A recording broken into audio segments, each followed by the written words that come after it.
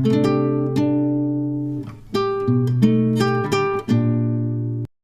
everyone, I am here with some tips and tricks which will help you guys in scoring good marks in your board exams. Because answer writing is a very important skill. ठीक है, जो आपकी copy check करने वाला है ना, वो आपको नहीं जानता कि आपकी कितनी नॉलेज है या फिर आप कितना एफर्ट कर रहे हो. वो आपको कैसे जज करने वाला है? आपकी आंसर राइटिंग स्किल से, कि आप कैसा आंसर लिख रहे हो. ठीक, तो आज हम कुछ टिप्स देखेंगे, कुछ ऐसी ट्रिक्स हैं जो बहुत इजी हैं, लेकिन आपकी आंसर राइटिंग में उससे बहुत सारे इफेक्ट्स आ सकते हैं. उसका एक अलग इम्पैक्ट होगा आपकी कॉपी पे. ठीक है, आप कभी भी देखना, हाईएस्ट स्कोरिंग जो कॉपीज होती हैं उनका लुक, उनकी प्रेजेंटेशन बहुत अलग होती है, वो बहुत ज़्यादा रीडेबल होती हैं और इजीली आप मतलब समझ सकते हो उनके आंसर्स को देख के. ठीक है, तो हम कुछ ट्रिक्स देखने वाले हैं इस वीडियो में जो कि आपके आंसर राइटिंग को और बेटर बनाने में मदद करेंगी. पहली जो ट्रिक है, right answers in pointers and headings, not in paragraph. सबसे इंपॉर्टेंट चीज. ठीक है, कोई भी आंसर जो पैराग्राफ में लिखा होता है उसको पढ़ना, उसको समझना या चीजें पॉइंट आउट करना उसमें से बहुत मुश्किल होता है. एज अ टीचर मैं ये बात कह रही हूँ, क्योंकि पैराग्राफ में जो आंसर्स होते हैं हम उनको उतना मतलब इम्पैक्टफुल नहीं समझते हैं. ठीक है, और वो आंसर्स जो पॉइंटर्स में लिखे होते हैं या हेडिंग्स में लिखे होते हैं, जैसे कि कोई भी आंसर है, मान लीजिए 6 मार्क्स क्वेश्चन है कोई, जैसे कि consequences of disintegration of USSR. ठीक, तो पहले आपकी एक मेन हेडिंग होनी चाहिए, देन एक सब हेडिंग होनी चाहिए. अब सब हेडिंग के अंदर आप कंटेंट लिख सकते हैं.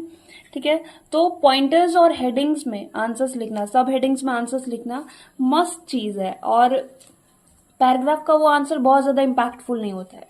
ठीक, तो और सबसे इम्पोर्टेंट बात की जो पैराग्राफ के आंसर जो हेडिंग के आंसर्स होते हैं वो बहुत इजीली रीडेबल होते हैं, अंडरस्टैंडेबल होते हैं. हम उसको बहुत इजीली ग्रास्प कर सकते हैं कि बच्चे ने क्या लिखा है और उसको कितनी सारी चीजें पता है टॉपिक से रिलेटेड या आंसर से रिलेटेड. ठीक, और आपका जो टॉपिक या हेडिंग हो वो एकदम टू द पॉइंट होना चाहिए, क्वेश्चन से रिलेटेड होना चाहिए. सेकेंड जो ट्रिक है, mind maps, flow charts and any table और data related to the question in 4 और 6 मार्कर्स. जो 4 मार्कर्स और 6 मार्कर्स क्वेश्चंस होते हैं उनके लिए इंपॉर्टेंट है कि आप कोई भी चीज है तो उसका फ्लो चार्ट बनाकर उसको समझाने की कोशिश करें, कोई डायग्राम बनाने की कोशिश करें. ये एक एक्स्ट्रा एफर्ट या एज बन जाता है आपके लिए, एक एक्स्ट्रा एज होता है. ठीक, माइंड मैप्स की बात कर रहे हैं, फ्लो चार्ट्स की बात कर रहे हैं, कोई टेबल या डेटा, जैसे अगर आप वर्ल्ड पॉलिटी की बात करें, आप उसमें टेररिज्म की बात कर रहे हैं, तो टेररिज्म से रिलेटेड कोई डेटा दे सकते हैं या किसी इंसिडेंट को आप उसमें नोट डाउन कर सकते हैं. ठीक, तो कोशिश करिए कि करंट से रिलेटेड, या फिर अगर आप साउथ एशिया वाला चैप्टर पढ़ रहे हैं तो उसमें किसी भी नेशन के बीच में ट्रेड रिलेटेड डेटा दे सकते हैं कि क्या ट्रेड का क्या रेशियो है, क्या अगर कोई ट्रेड डेफिसिट है तो उसको भी आप लिख सकते हैं या उसको मेंशन कर सकते हैं. ये सारी चीजें आंसर को बहुत ज्यादा इम्पैक्टफुल बनाती हैं. ठीक, और ज्यादातर इंपॉर्टेंट ये 4 मार्कर्स और 6 मार्कर्स में आप फ्लो चार्ट बनाएंगे तो इजीली आपका आंसर समझ में आएगा. या कोई आप मैप बना सकते हो, अगर आपको मैप की भी प्रैक्टिस करनी चाहिए. ठीक है, इंडियन पॉलिटी में इंडिया का मैप तो बहुत मस्ट होता है, तो आप थोड़ा बहुत चीजों को नहीं परफेक्ट नहीं बना सकते, आई नो, बट इतना तो बना सकते हो कि समझ में आ जाए वो चीज. ठीक, तो बहुत एक स्मॉल मैप और या माइंड मैप जिस तरीके से आप पढ़ते हो, चूंकि आपको ये सारी चीजें नोट्स बनाते वक्त या रिवीजन करते वक्त आपको अपने नोट्स बनाना तो मस्ट है. और आपके नोट्स जितने क्रिस्प होंगे, जितने शॉर्ट होंगे या फ्लो चार्ट फॉर्म में होंगे, आपके लिए आंसर लिखते वक्त उतना ही इजी होगा फ्लो चार्ट बनाना. ठीक है, third point is always do margin on both side. ये बहुत इंपॉर्टेंट नहीं लेकिन बहुत एक इजी ट्रिक है, क्योंकि जब आप दोनों साइड्स पे जो आंसर शीट होती है उसके दोनों साइड्स पे बहुत ज्यादा नहीं, बहुत कम, बहुत पतली पतली 2 मार्जिन करेंगे आप दोनों साइड पे, लेफ्ट भी और राइट भी. ठीक है, नॉर्मली बच्चे एक साइड ही मार्जिन करते हैं, बट इससे क्या होता है, इससे हमें मार्क्स वहां पे जो लिखने होते हैं लेफ्ट साइड और राइट साइड दोनों तरफ हमें मार्क्स पुट करने होते हैं, तो हमारे लिए इजी हो जाता है. अगर आप मार्जिन करते हो दोनों साइड तो दोनों तरफ हम इजीली मार्क्स पुट कर देते हैं. ठीक, जो भी क्वेश्चन नंबर है आप सेंटर में उसको डाल सकते हो. ठीक है, सेंटर में क्वेश्चन नंबर डालेंगे और दोनों तरफ थोड़ा बहुत मार्जिन करके जगह छोड़ देंगे. इससे काफी जो आपकी काफी ज्यादा प्रेजेंटेबल होती है कॉपी, या देखने में भी अच्छी लगती है. Fourth is leave 2 or 3 lines after answer, it makes your notebook clear and readable.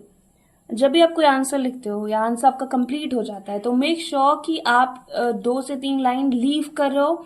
इससे आंसर क्लियर होता है और हमें पता चल जाता है कि आपकी जो आंसर है वो कहाँ कंप्लीट हुआ, आप नेक्स्ट आंसर आप कहाँ से शुरू करने वाले हो। Okay, so it should be, your copy should be clear and readable. Next is underline the key terms. वैसे ये आपको आंसर राइटिंग स्टार्टिंग में नहीं करना होता है, बट लास्ट में आप मेक श्योर करें कि 5 मिनट तो आपको मिल जाए जिसमें आप अपनी कॉपी को पूरी तरीके से रिकॉल कर पाए, रिवाइज कर ले कि आपने कोई आंसर छूटा तो नहीं है। तो उन 5 मिनट में आप जितने भी आंसर्स हैं, 4 मार्कर्स है, 6 मार्कर्स है या 2 मार्कर्स है, अगर उसमें कोई टर्म डिफाइन करने के लिए दिया है तो मेक श्योर करें कि उस टर्म को आप अंडरलाइन कर दें, या अगर आप कोई टर्म इंट्रोड्यूस कर रहे हो आंसर में तो उसको आप अंडरलाइन करें। अंडरलाइन करने से ये होता है कि बहुत इजीली उस पर वो मतलब चीज जो हाईलाइटेड होती है ना उसमें बहुत जल्दी नजर जाती है, तो ढूंढना नहीं पड़ता है चीजों को। ठीक, तो underline the key terms, but starting के टाइम में नहीं, इसको लास्ट के टाइम में करना है ताकि आपका कोई भी किसी तरीके का टाइम वेस्ट ना हो, क्योंकि टाइम मैनेजमेंट ही बहुत ज्यादा जरूरी है। ठीक है, ऐसा नहीं हो कि आप बहुत सारे आंसर्स अच्छे ही लिख रहे हो, लास्ट में आप कई सारे क्वेश्चन छूट गए तो वो भी बेटर नहीं है। तो टाइम मैनेजमेंट तो मस्ट है। Next, avoid mistakes and cuttings. It is basic कि आपको मिस्टेक्स कम करनी है, कॉपी में कट्स बहुत कम लगाने हैं। ठीक, ये नहीं कि पूरी कॉपी में कट्स लगा दिए और कुछ समझ में ही नहीं। Next point is always mention section before attempting the question. जब भी आप कोई भी आंसर अटेम्प्ट कर रहे हो या लिख रहे हो तो आप हमेशा ये मेक श्योर करें कि आपने सेक्शन मेंटेन किया हुआ है, ताकि हमको पता चल जाए कि आप किस सेक्शन का कौन सा आंसर अटेम्प्ट कर रहे हो।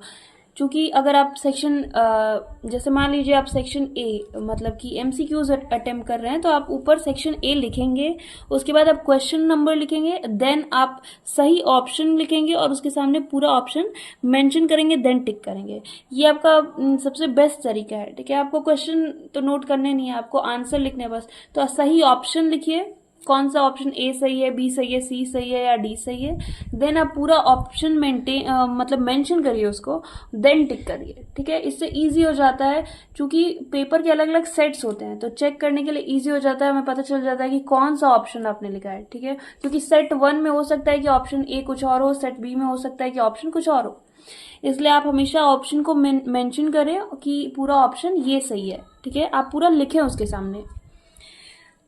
नेक्स्ट थिंग इज, हाँ, सेक्शन में मेंटेन करना है आपको कि आप इस सेक्शन का क्वेश्चन अटेम्प्ट कर रहे हो, आप ये क्वेश्चन नंबर अटेम्प्ट कर रहे हो, और कोशिश करिए कि आप क्रोनोलॉजी में आंसर्स को अटेम्प्ट करें कि आप फर्स्ट, सेकंड, थर्ड, फोर्थ, इस तरीके से और क्या कॉपी होती है, प्रेजेंटेबल हो जाती है। Next, try to write answer in a chronology. अभी जो मैंने बात करी कि आपको क्रोनोलॉजी में मतलब एक सीरियल नंबर में आपको आंसर्स लिखने हैं कि आपने 21 आंसर लिखा है, देन 22, देन 23। इससे इजी होती है कॉपी चेकिंग, और आप जब लास्ट में रिकॉल करते हो तो भी आपके लिए इजी हो जाता है आंसर्स को रिकॉल करना। ठीक, next thing is keep in mind the word limit and the time limit. तो टाइम लिमिट मेंटेन करना तो बहुत मस्ट है, क्योंकि आप जितना टाइम आपको दिया गया है, अगर आपको 3 घंटे दिए गए हैं तो आपको आंसर्स उसमें कंप्लीट करने हैं और बेस्ट वे में कंप्लीट करने हैं। तो आपको टाइम लिमिट और वर्ड लिमिट, बहुत लोगों को ये दिमाग में होती है चीजें कि बहुत सारा हम लिख देंगे अगर कंटेंट तो बहुत सारे नंबर मिल जाएंगे या फुल मार्क्स मिल जाएंगे, ऐसा नहीं होता है। अगर आप टू द पॉइंट लिख रहे हो और वर्ड लिमिट में लिख रहे हो तभी आपको मार्क्स मिलने वाले हैं। आप किसी आंसर के लिए मान लीजिए 6 मार्क्स के क्वेश्चन उस पर 12 पेज लिख रहे हो और वो रिलेटेबल नहीं है तो आपको मार्क्स नहीं मिलेंगे, आप अच्छा स्कोर नहीं कर पाएंगे। तो इस चीज को बिल्कुल दिमाग से निकाल दीजिए, क्योंकि बोर्ड्स के जो क्वेश्चन पेपर्स होते हैं उनके इंस्ट्रक्शंस में ही लिखे होते हैं do not exceed word limit. तो बेसिकली आपको वर्ड लिमिट को फॉलो अप करना है, क्योंकि वर्ड लिमिट से ज्यादा जाओगे तो आप हो सकता है आपके कुछ आंसर्स छूट जाएं। तो उस तरीके से आपको वर्ड लिमिट दिए गए हैं ताकि आप उतने टाइम में उतने आंसर्स को लिख पाओ। ठीक है, वो एक एवरेज मतलब एक एवरेज उनका हिसाब किताब है, उसके अकॉर्डिंग उतने क्वेश्चंस, क्योंकि क्वेश्चन पेपर बनाने में भी बहुत सारे चीजें मतलब बहुत सारे फैक्टर्स होते हैं कि कितने टाइम में आप कितना लिख सकते हो, कितनी सारी चीजें मेंशन कर सकते हो, उसके हिसाब से ही उतने क्वेश्चंस और उतनी वर्ड लिमिट दी गई होती है आपको।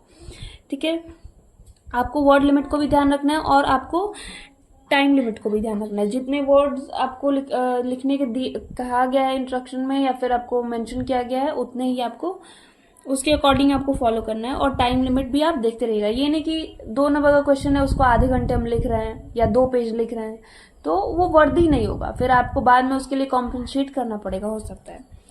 Next, clear hand writing. Clear hand writing का ये मतलब नहीं कि बहुत परफेक्ट लिखना है आपको, बहुत स्मूथ या फिर कर्सिव लिखना है, नहीं।